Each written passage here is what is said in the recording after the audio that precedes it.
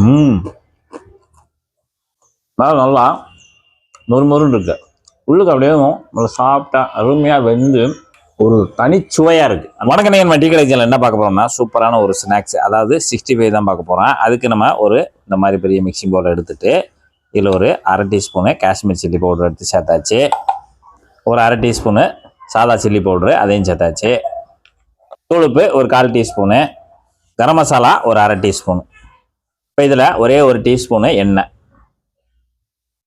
ஒரு டீஸ்பூன் எண்ணெய் சேர்த்தா போதும் இந்த அளவுக்கு. இப்போ இந்த மசாலா அவ்வளோதான் நமக்கு. இந்த மசாலாவை சேர்த்துட்டு எல்லாத்தையும் சேர்த்து அந்த எண்ணெயோட நல்லா கலந்து விடுங்க. இங்கே ஒரு 2 டீஸ்பூனு இஞ்சி பூண்டு பேஸ்ட் அரைச்சி வச்சுருக்கோம், அதையும் நம்ம உள்ளே சேர்த்துக்கலாம். இஞ்சி பூண்டு சேர்ந்தது 2 டீஸ்பூனு. ஒரு டேபிள் ஸ்பூனு பச்சரிசி மாவு, அதையும் நம்ம உள்ளே சேர்த்துக்கலாம். 50 கிராமு கார்ன்ஃப்ளவர் மாவு, அதையும் நம்ம உள்ளே சேர்த்துக்கலாம். இப்போ இதோட ஒரே ஒரு டேபிள் ஸ்பூனு தண்ணி சேர்த்துக்கோங்க. சேர்த்துட்டு அந்த மசாலாவோடு சேர்த்து இந்த மாவை நல்லா விரவி கொடுங்க. முதல் ஒரு டேபிள் ஸ்பூன் தண்ணி சேர்த்துட்டோம். இப்போ ரெண்டாவது ஒரு டேபிள் ஸ்பூன் தண்ணி சேர்த்துட்டு அந்த மசாலாவும் மாவும் நல்லா மிக்ஸ் ஆகிற மாதிரி நல்லா கலந்து விடுங்க. இப்போ 65க்கு நம்ம மாவு போட்டு மசாலாலாம் போட்டு நல்லா இந்த மாதிரி பேஸ்ட்டாக கலந்து வச்சாச்சு. இது அப்படியே ஒரு பக்கம் இருக்கட்டும். இன்றைக்கி நம்ம 65 பேபிகார்னில் தான் பண்ண போகிறோம். பேபிகார்ன் ஒரு பாக்கெட் வாங்கியிருக்கோம். இது இப்போ சூப்பர் மார்க்கெட்டில் கிடைக்கிது பேபிகார்ன் சொல்லிட்டு, அதாவது மக்காச்சோள குருத்து, அதாவது அந்த ஆரம்ப நிலையில் இந்த மாதிரி இருக்கும். இது பேபிகார்ன் ரொம்ப நைஸாக இருக்கும், நல்லா சாப்பிட்றதுக்கு நல்லா டேஸ்ட்டாக இருக்கும். நீங்கள் நிறையா கல்யாண வீட்டில் கூட அந்த பேபிகார்னில் பிரியாணி போடுவாங்க, கிரேவி பண்ணுவாங்க, அந்த மாதிரிலாம் பண்ணுவாங்க. நம்ம இன்றைக்கி 65 பண்ண போகிறோம். இந்த பேபிகார்ன் நம்ம ஏரியா சூப்பர் மார்க்கெட்டில் 40 ரூபாய்க்கு விற்கிது.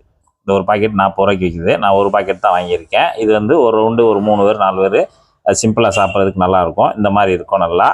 இது எல்லாமே பிஞ்சாக தான் இருக்கும். இது அப்படியே கடிச்சு சாப்பிட்னாலும் சாப்பிட்டுக்கலாம். நம்ம இதில் இன்றைக்கி 65 பண்ண போகிறோம். அதுக்கு இதை கட் பண்ண போகிறோம். கட் பண்ணுறது 1 இன்ச்சு அளவுக்கு இந்த மாதிரி பீஸுகளாக நம்ம கட் பண்ணிக்கலாம். இந்த மாதிரி ஒரு துண்டு சின்ன சின்ன சிக்கன் துண்டு மாதிரி நம்ம கட் பண்ணிடலாம். இப்படி எல்லாத்தையும் கட் பண்ணிவிட்டு தனியாக எடுத்து வச்சிடலாம்.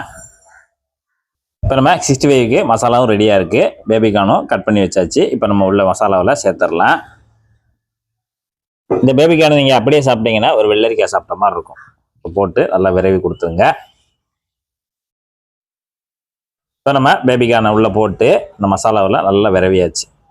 நல்லா சூப்பராக இந்த மாதிரி விரவிடுங்க. மசாலா ரொம்ப தண்ணியாக இருந்துடக்கூடாது. இந்த அளவுக்கு கொஞ்சம் கெட்டியாக இருந்தால் தான் நமக்கு எண்ணெயில் பொரிச்சு எடுக்கும்போது சூப்பராக இருக்கும். இது அப்படியே ஒரு 10 நிமிஷம் இருக்கட்டும்.